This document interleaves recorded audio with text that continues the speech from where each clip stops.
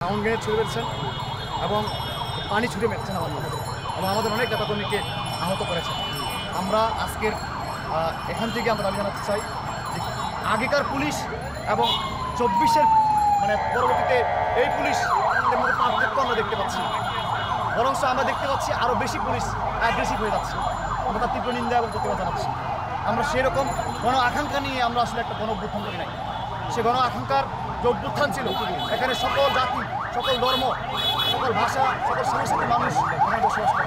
কিন্তু আমরা দেখতে পেলাম যে একটা শব্দযুক্ত আদিবাসী শব্দযুক্ত পাঠ্যপুস্তকে প্রচুর আকারে হয়েছিল, সেটাকে বাতিল করেছে একটা সন্ত্রাসী সংগঠন।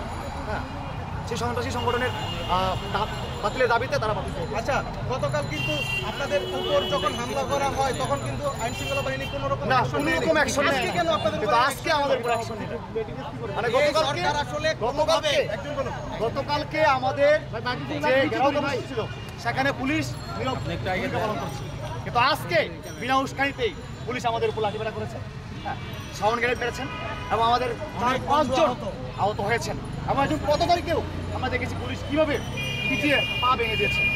তার বিচারের দাবি জানাচ্ছি এবং সেই সাথে এই আমাদের অন্তর্বর্তীকালীন যে স্বরাষ্ট্র উপদেষ্টা তার ব্যর্থতার দায় নিয়ে তাকে পদত্যাগ করার দাবি জানাচ্ছি।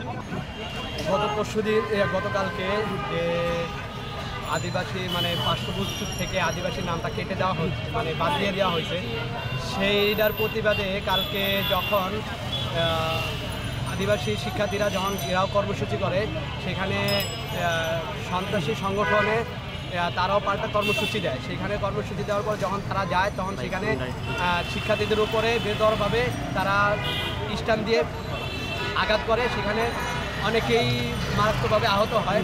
তার প্রতিবাদে আমরা যখন আজকে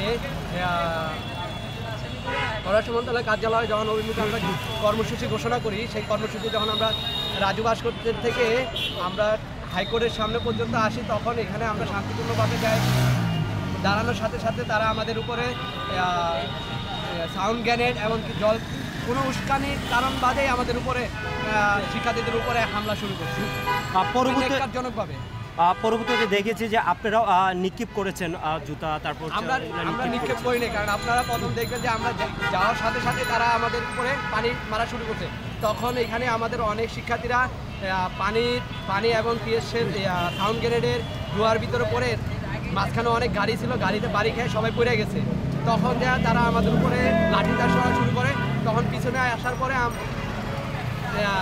পাল্টা দু একজনে এইটা দুটা মারে, এর বেশি কিছু হয়নি।